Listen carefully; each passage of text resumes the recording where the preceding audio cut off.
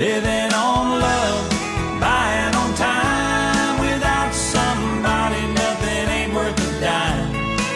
Just like an old-fashioned storybook rhyme, living on love. It sounds simple, that's what you're thinking, but love can walk through fire without blinking.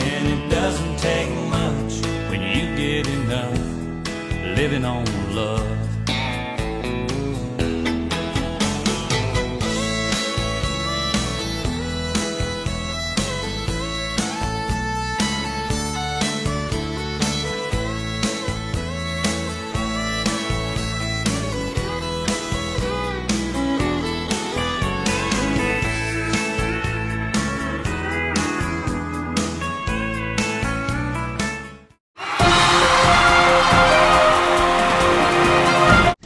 Let's go fishing. Let's go fishing. I'm on a mission. I'm on a mission. It's so pretty, I'd sure hate to waste this chance.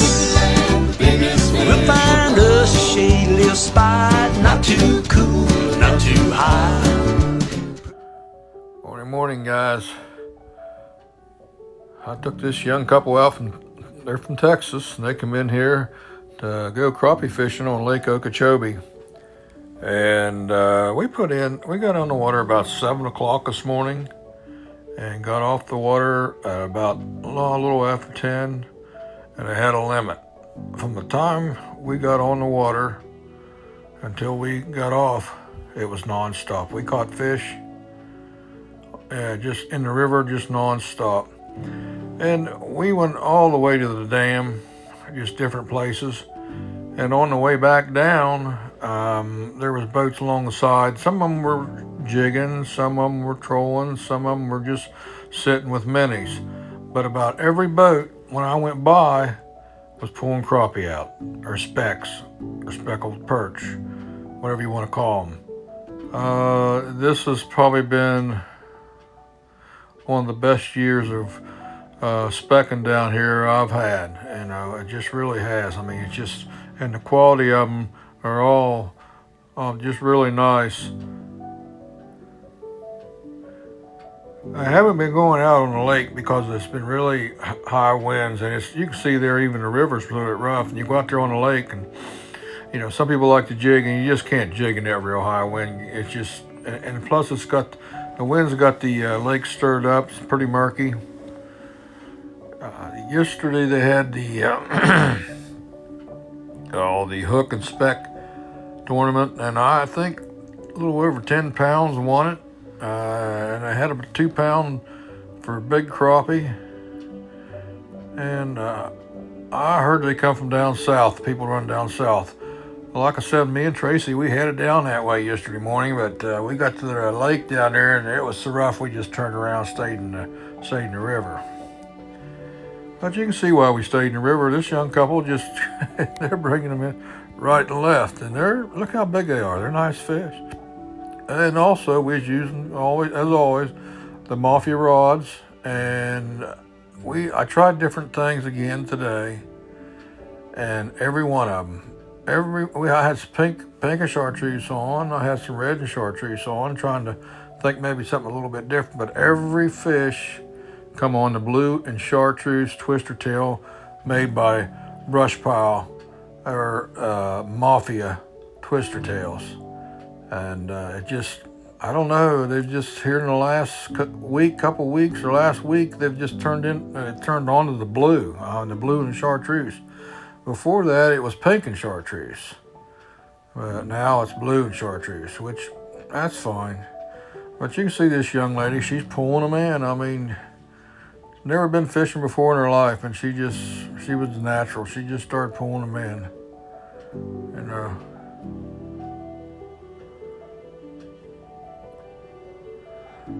I guess they're consultants from Texas, and computer programs. But they, like I said, they drove up here to fish. They've been watching the crappie on Lake Okeechobee, and they wanted to give it a try. And they just pulled them in, guys. They right and left.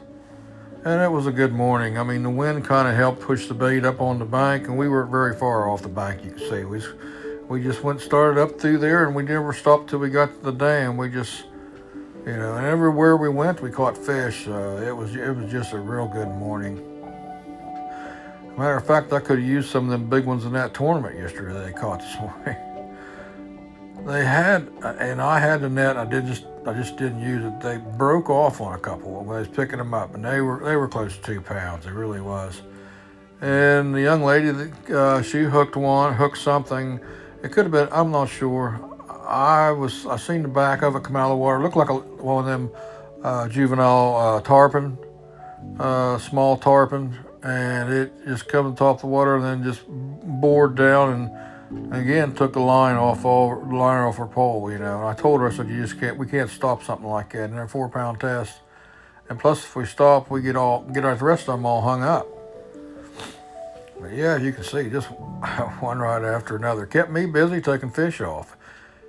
And I only measured again 2.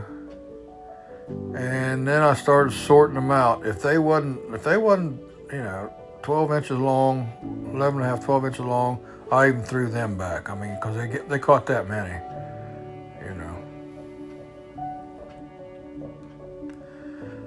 Well, we used the bullet weight, 1/4 ounce bullet weight, and the bead and the swivel, like I've shown on my other episodes I've had, and gee whiz, that puts them right down there on their nose. But the ones that we didn't have bullet weights on, we put them back there. I'm not exaggerating, probably 50, 60 yards, and they produced. But if you put them up short, they didn't hit. But if you put them way back behind the boat, you caught fish. You caught fish.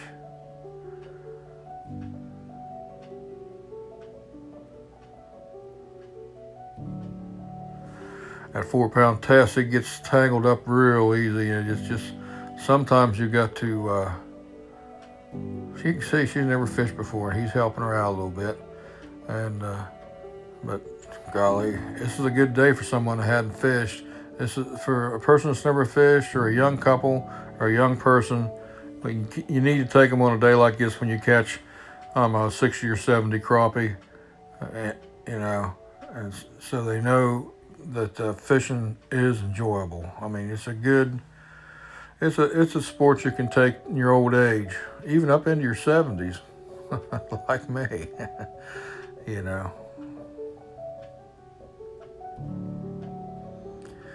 Never use a spinning rod, reel, but she caught on real quick.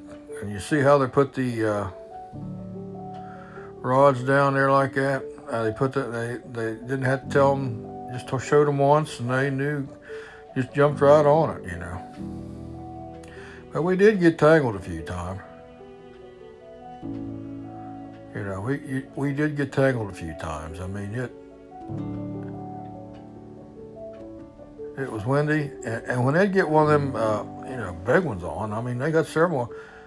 Them rascals would go to the deep water. I mean, we couldn't slow them down. I mean, they'd go out there to the deep water, and then they'd go through all 3 lines.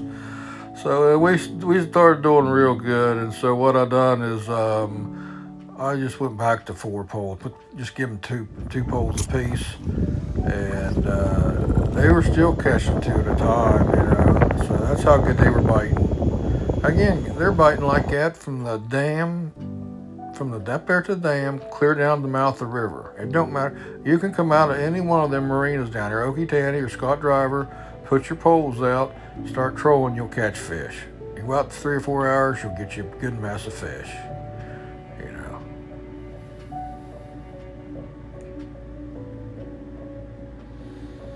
Like I said, we broke off on 2 real nice ones right at the boat.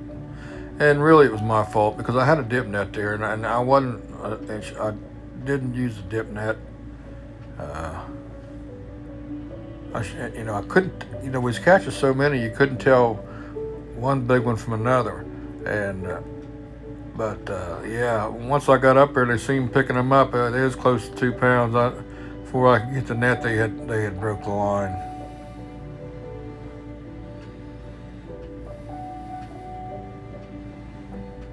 Yeah, we're supposed to fish till 11, and we had a limit by 10 o'clock, and then we started throwing them back. And we went down to Garrett's tackle shop, and I cleaned them for them, and they had a bunch of fillets. You can always tell when you're using the right bait too, because that blue and chartreuse Mafia twister tail or brush pile twister tail, whatever you want to call it now, they were swallowing that thing down. I mean, there wasn't no almost hooks. They were swallowing that twister tail down. And I spray it with Bang shrimp juice. I spray that stuff with shrimp juice. So I shouldn't have probably today because they were hitting that good. And that they probably eating a little bit more with that shrimp juice on it.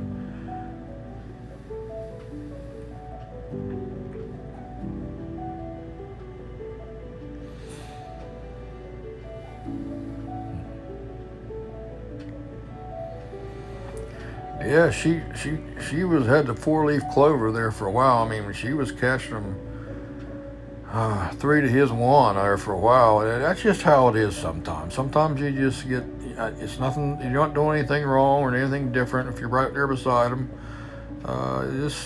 Just how it is. Sometimes you just get into them. I've been like that in trout streams before in the mountains of West Virginia. Be standing right beside somebody and they're wearing them out, and you got the same bait on and throwing just almost the same direction, and they'll bring one in right after the other. Who knows, just I've had people like this couple here in the back of the boat want to be catching them, okay, like she was there a minute ago, want to be catching them. Well, they'll switch seats. They'll switch seats, and then it don't make any difference. Whoever switched the seats was catching them will start catching them in the other seat. It's just their day sometimes. But it evened out. It evened out after about 45 minutes. He started catching them too, and they both were catching them pretty quick, Well, we got a little bit of a wangle there. When you get that 4-pound test tangled like that, you've got to you almost got to cut it and redo it. And they hooked a couple things that just like we did yesterday. I mean, it just because I loosened the drag a little bit for them big ones. They just took off and went out in the middle of the river and never even stopped. And 2 different times I had to put line on 2 different reels because, like I said, I can't stop. And I tell them, it might turn around. You might be able to bring it in, but in hindsight, it just should have broke off as soon as it got on there because and who knows, it might be like a 10-pound bass, or a big old snook or a tarpon or I've hooked them big old gar as long as your leg in the side too, and there's no way you're gonna get them in with 4-pound test. I could tell it was gonna be a halfway decent day because the birds, the ospreys and the cranes and the herrings and stuff, they were all along the bank up through there fishing. And you seen that osprey, he's flying around with a big crappie as well. And you looked over there and there'd be a herring over there gobbling one down. And like I said, every boat we seen had pulling crappie in. So yeah, this is a very unusual year. And I'll show you here in a minute, my locator, fish locator, it was top to bottom. Everywhere we went, we stopped. There was fish top to bottom. I mean, I'm sure some of them were armored catfish, and some of them were tilapia. But I'm telling you, most of them were crappie. I mean, this has been an exceptional year for crappie.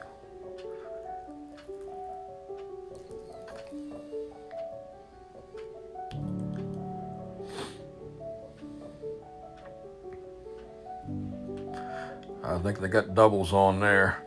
That gets kind of a mess, We lost a few of them like that because they'd cross each other and they wanted to cut the other line. But the trick was today too, like I said, was blue and chartreuse, Mafia twister tails, and taking that 1/4 ounce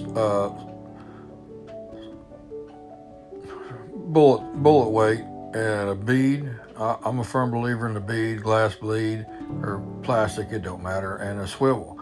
And what that does is when you're pulling it, along, it just with the wind and stuff, it's making a click underneath the water, and that kind of done the thing here.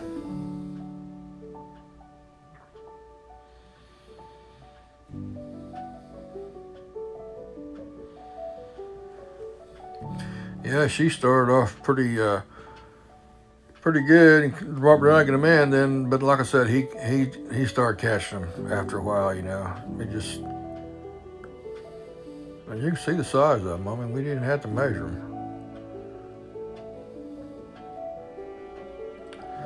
I had double rigs on some of them there for a while, but there was so many fish, and I just cut that one rig off and just went back to a single rig because, there were so many fish you didn't have to do that. And I was going to put the downriggers down, but they're biting good. I didn't need to put the umbrella baits down there.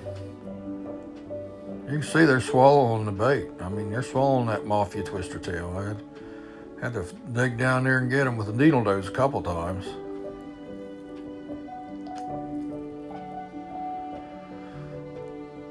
Most of them, I cleaned them fish. It's kind of interesting. Most of them was females, up full of eggs. Very few males. We caught very few males out in the deep water like that because we swung out in the deep water after the sun comes up. I always do that. Seems like they get down. They'll go down a little bit. But most of them was females. I mean, they had eggs in them.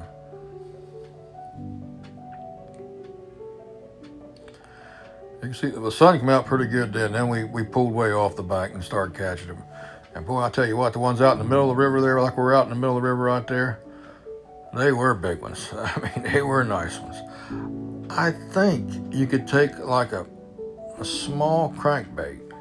I mean, not the bitsy bait crankbaits I used to use, but I think you could take, because as big as they was, like a DB2 or something that's just, or a square bill, and catch them big ones on them crankbaits, bigger crankbaits, bandits, the 10, 12 foot running bandits and stuff like that. I think you could have took them and caught those big fish on them. That might be something I try sometime when I'm by myself. But when I got the clients out there, I want them to go with the blue and chartreuse twister tails, Mafia twister tails, because I want them to catch fish. I know I got so much confidence in that bait. I mean, I've caught a pile of fish on that twister tail and them Mafia rods. You can see we caught one right after another. One right after another. And anywhere we went on the river, though, they wanted to see a little bit of the river, and everywhere we stopped, it didn't make any difference where we stopped. We caught fish. I mean, if you want to catch some fish, like I said, just go out of Scott Driver and start trolling, or go out of Okeechobee there in Kissimmee River, start trolling. This has to be the crappie capital of the world, Lake Okeechobee, because it's just not, just from November till May. It's just non-stop, especially right before the full moon. You can call it the crappie capital of the world, or you can call it speck capital of the world. I've had some comments where the specks. That old Osprey right there's got a big old crappie in its claws right there. Just kind of, I don't know if it's hollering for its mate or what, but it's a squealing up there and flying around with that crappie. It was right over our head for a while. I didn't know what it was. It was up there screaming, and I looked up, and then I seen it had a big old speck in his claw. And here comes its mate,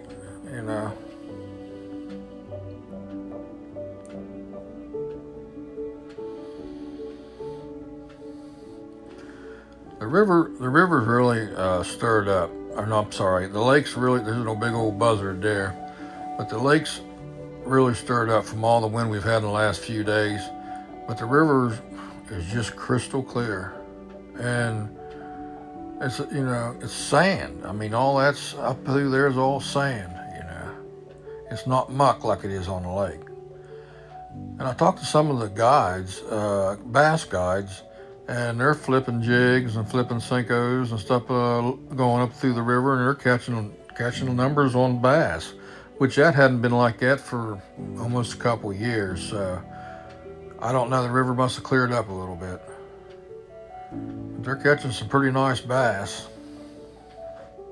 Look at them Mafia rods, how they bend. I mean, you don't hardly ever lose one, because the guys that designed this for trolling and jigging, they knew what they was doing. They really did.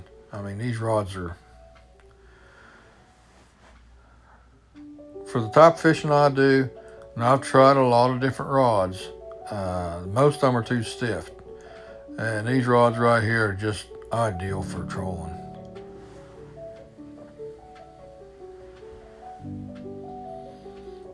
Yeah, this young lady never been fishing before. Watch her. She's dragging them in.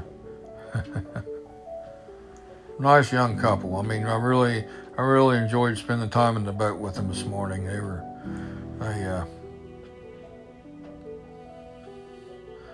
They had some time off, and they come over to fish Okeechobee.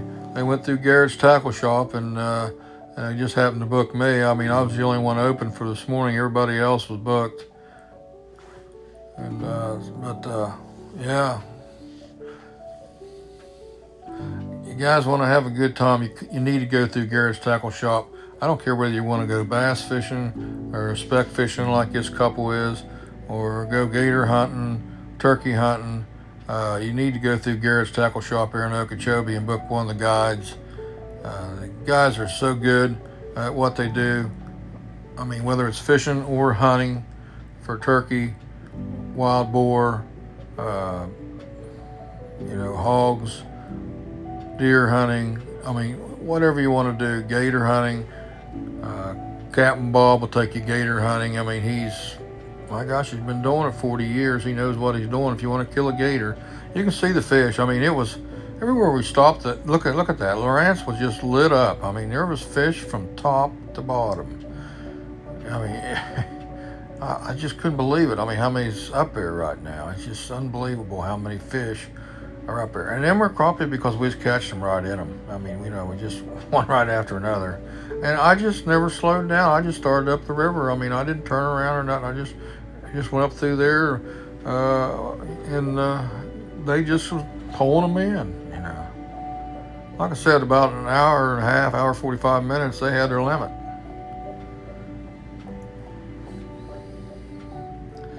I contribute a lot of it to the Mafia bait, though, that twister tail, that blue and chartreuse twister tail. I mean, like I said, I had other ones on, and they never touched it. It had to be that blue and chartreuse. And like I said, I caught a pile of crappie on that blue and chartreuse right there.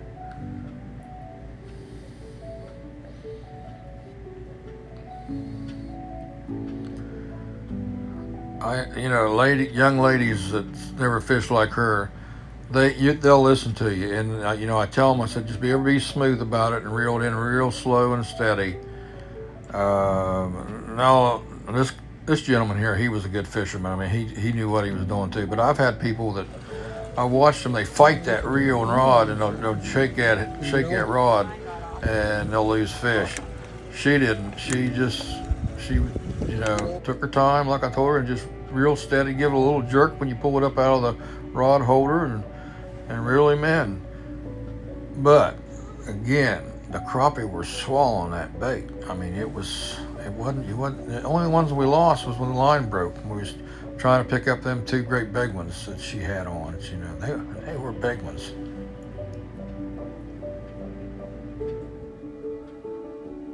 You can see the weight on her line up there, how it is, how it's set up. That was the trick.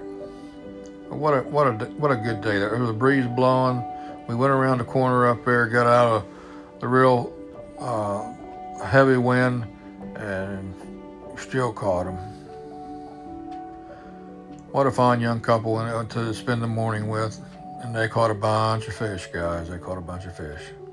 So if you want to do this, give Garrett's Tackle a call and ask for one of the guides. We'll take you out either bassing or crappie fishing.